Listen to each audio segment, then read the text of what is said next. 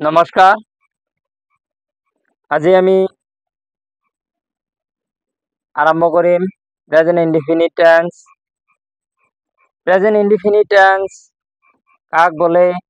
Present indefinite টেন্সৰ অৰ্থ কি?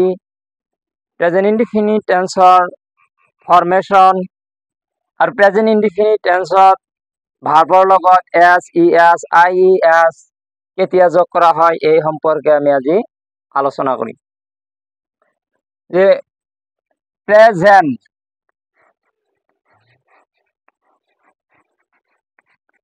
Present শব্দটোৰ অৰ্থ কি? প্ৰেজেন্ট মানে হৈছে বৰ্তমান। ইনডিফিনিট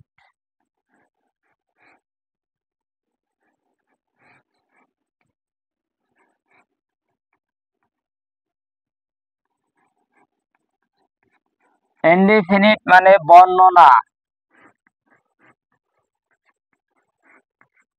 বর্ণনা নাইবা অহীন।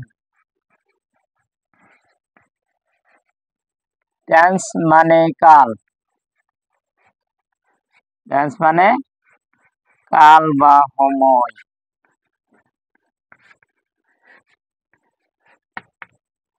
তেনেহলে এটা মনত রাখিব যে বর্তমান, যে প্রেজেন্ট মানে কি বর্তমান, বর্তমান নাইবা এতিয়া।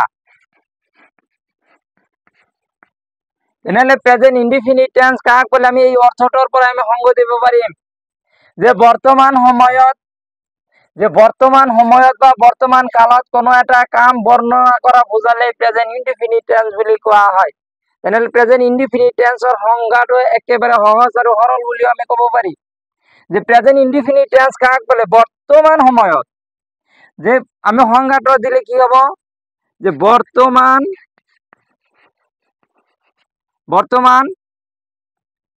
সময়ত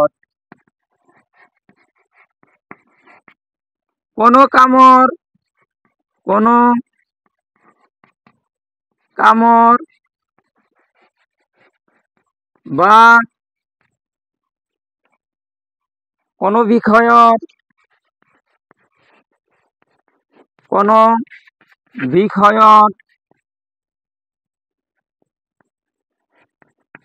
বৰ্ণনা কৰাকে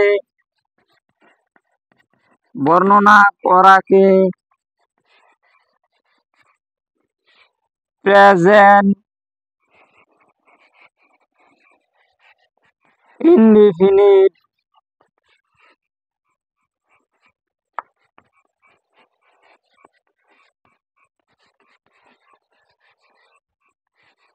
টেন্স বলে, যে প্ৰেজেন্ট ইনডিফিনিট টেন্স বুলি কোৱা হয়।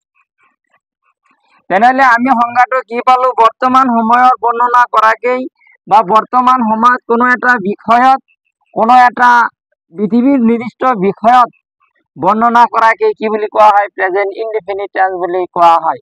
যে প্ৰেজেন্ট ইনডিফিনিট টেন্স শব্দ, প্ৰেজেন্ট মানে হৈছে বৰ্তমান, ইনডিফিনিট মানে বৰ্ণনা, টেন্স মানে সময় বা কাল। যে আমি এই অৰ্থটো আগতে মুখস্থ কৰিলে আমি জানিব পাৰিম। এইবাৰ আহা ফৰ্মেশ্যন, যে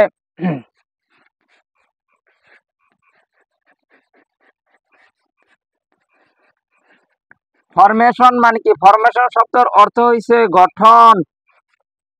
যে ফর্মেশন প্রেজেন্ট ইনডিফিনিট টেন্সর ফর্মেশন সাবজেক্ট প্লাস ভার্বর ওয়ান প্লাস অবজেক্ট, অর্থাৎ ভার্বর এস মানে হইছে সাবজেক্ট, ভি মানে ভার্ব আর ও মানে অবজেক্ট।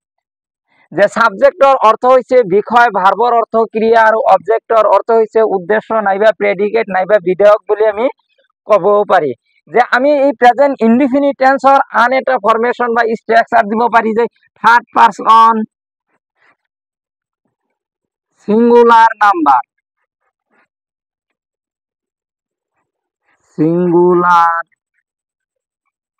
নাম্বার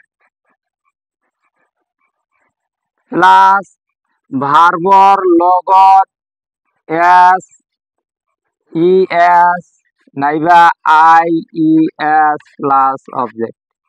আমি দুটা ফর্মেশন ধরিব পারব।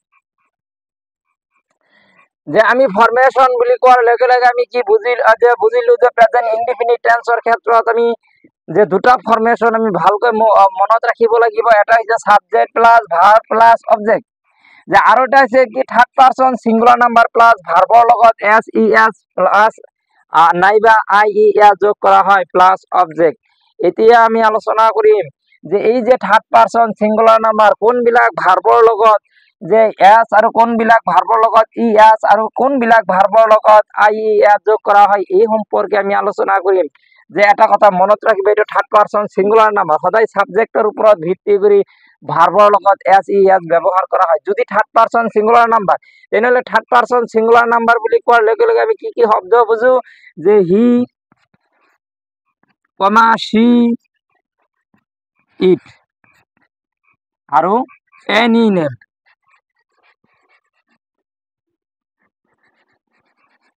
এনি নেম এইকেইটা শব্দ, এই চাৰিটা শব্দক আমি থাৰ্ড পাৰ্চন সিঙ্গুলাৰ নাম্বাৰ হিচাপে ধৰি ল'ব পাৰো। যে এনি নেমৰ ভিতৰত আচলতে কি কি পৰে, এনি নেমৰ ভিতৰত পৃথিৱী থকা অৰ্থাৎ ভূমণ্ডলত থকা সকলো বস্তু সামগ্ৰীৰ নামক কি বুলি কোৱা হয়, এনি নেম বুলি কোৱা হয়। যে এনি নেম মানে কি যিকোনো নাম হ'ব পাৰে, ৰাম ৰহিম কৰিম প্ৰশান্ত মহাসাগৰ নদ নদী হ'ব পাৰে, সাগৰ হ'ব পাৰে, গ্ৰহ নক্ষত্ৰৰ নাম হ'ব পাৰে, সৌৰজগতত থকা বস্তুৰ নামো হ'ব পাৰে। তেনেহলে আমি এনি নেম মানে কি, যে third person singular number, it মানেও থার্ড পার্সন সিঙ্গুলার নাম্বার, সি মানেও থার্ড পার্সন সিঙ্গুলার নাম্বার, হি মানেও থার্ড পার্সন সিঙ্গুলার নাম্বার। তেনেহলে এইবাৰ মন কৰিব যে কোনবিলাক ভাৰ্বৰ লগত এছ যোগ কৰা হয়, ই এছ যোগ কৰা হয়। ই এছৰ ব্যৱহাৰ মন কৰিব, ই এছ ব্যৱহাৰ অফ ই এছ, যে ইউজ অফ ই এছ। তেনেহলে এই ই এছ আমি কোৱা যে যিবিলাক ভাৰ্বৰ শেষত, আমি ভাৰ্বৰ ওপৰত ভিত্তি কৰিম, যিবিলাক ভাৰ্বৰ শেষত, যিবিলাক বা যিবোৰ ভাৰ্বৰ শেষত C C H S S H double X O X আদি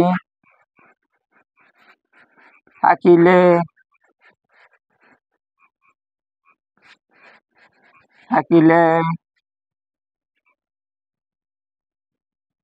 ই এছ যোগ কৰা, ই এছ যোগ কৰা হয়।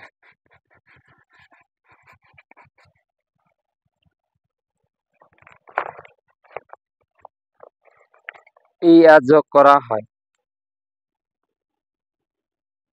এটাও মুখস্থ মনত ৰাখিব।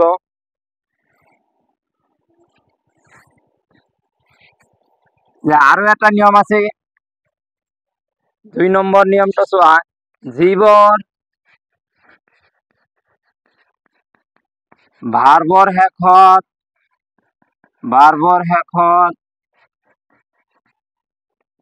সি সি এইচ এছ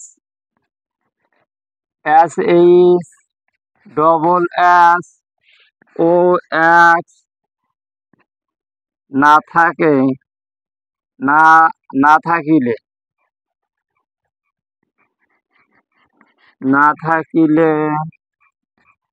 এছ যোগ কৰা হয়।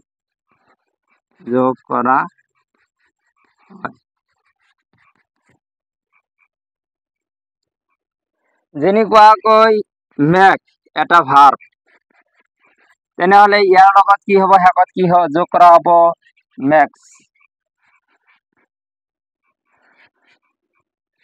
যদি দেখা হয় লেট, LET লেট, তেনেহলে কি হ'ব, LATES লেটস। অৰ্থাৎ এইকেইটা এই ভাৰ্ববিলাকৰ শেষত কি নাই, যে এইকেইটা আখৰ নাই। এইকেইটা আখৰ নাথাকিলে ভাৰ্বৰ শেষত এছ যোগ কৰা হয়, ডাইৰেক্ট এছ যোগ কৰা হয়। আৰু এটা নিয়ম চাব, যে এইবাৰ আমি কম যে আই ই এছ কেতিয়া ব্যৱহাৰ কৰা হয়, অৰ্থাৎ আই ই এছ যিবিলাক ভাৰ্বৰ শেষত, যিবিলাক 3 নম্বৰ চাব, যে যিবোৰ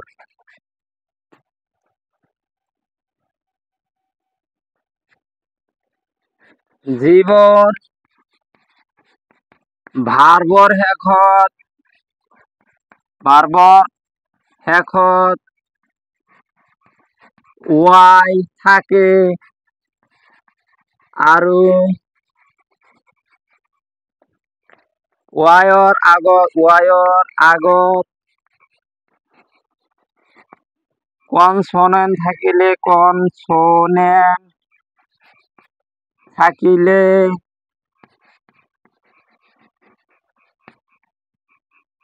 ৱাইৰ সলনি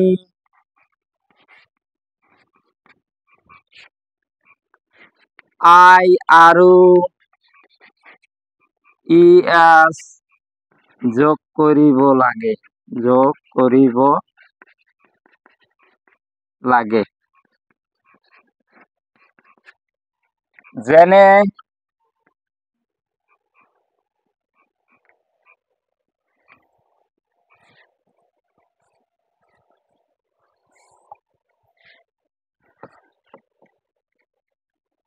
যেনে ক্ৰাই CRY ক্ৰাই যে এই ক্ৰাই শব্দটোৰ ক্ৰাই ভাৰ্বৰ শেষত কি আছে ৱাইৰ আগত কি আছে আৰ মানে কি এটা কনসনেন্ট তেনেহলে এইটো হ'ব কি CRIES ক্ৰাইস যেনে হ'ব ফ্লাই FLY ফ্লাই এইটোত কি আছে শেষত কি আছে ৱাইৰ আগত কি আছে এল কনসনেন্ট থাকিলে কি হ'ব FLYIES ফ্লাইস যে আৰু এটা মন কৰিব যদি যে PLAY বেলেগ যে এটা কথা মন কৰিব এই ভাৰ্বৰ শেষত কিন্তু ES যোগ কৰা নহয় যে প্লেস অৰ্থাৎ এই ঠাইতে ৱাইৰ সলনি কৰা চেঞ্জ কৰা নহয় কিয় ৱাইৰ আগত কনসনেন্ট নাই ৱাইৰ আগত কি নাই কনসনেন্ট নাই ভাৱেল আছে তেতিয়া হলে আমি ৱাইক কি কৰিব নালাগে সলনি নকৰাকৈ PLAYS প্লেস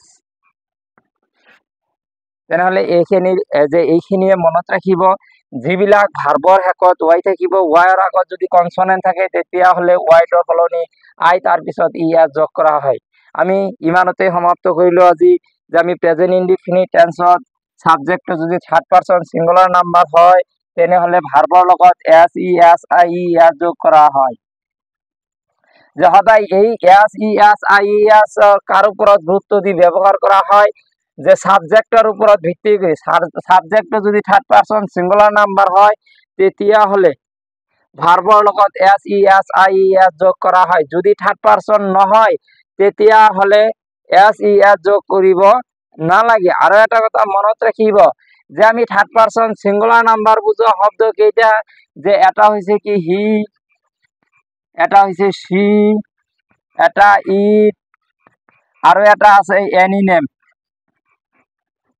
এনি নেম মই বাৰে বাৰে কওঁ যে এনি নেম মানে কি পৃথিৱীত সৌৰজগতত থকা যিকোনো বস্তু বা প্ৰাণীৰ নামক কি বুলি কোৱা হয় এনি নেম বুলি কোৱা হয় এনি নেম যেনেকুৱাকৈ ৰাম কৰিম ৰহিম প্ৰশান্ত মহাসাগৰ আটলান্টিক মহাসাগৰ যে সৌদি আৰব ডুবাই আমেৰিকা ইংলেণ্ড মেসোপটেমিয়া ইত্যাদি এই দেশসমূহৰ নাম বুজালেও কি এনি নেমৰ ভিতৰত ধৰা হয় এনি নেম মানে হৈছে কি নাম বুজোৱা যিবিলাক শব্দ আছে এই সকলো শব্দক থাৰ্ড পাৰসন সিঙ্গুলাৰ নাম্বাৰ বুলি কোৱা হয় আজি আমি প্ৰেজেন্ট ইনডিফিনিট টেন্সৰ SES IES ব্যৱহাৰ ইমানতে সমাপ্ত কৰিলো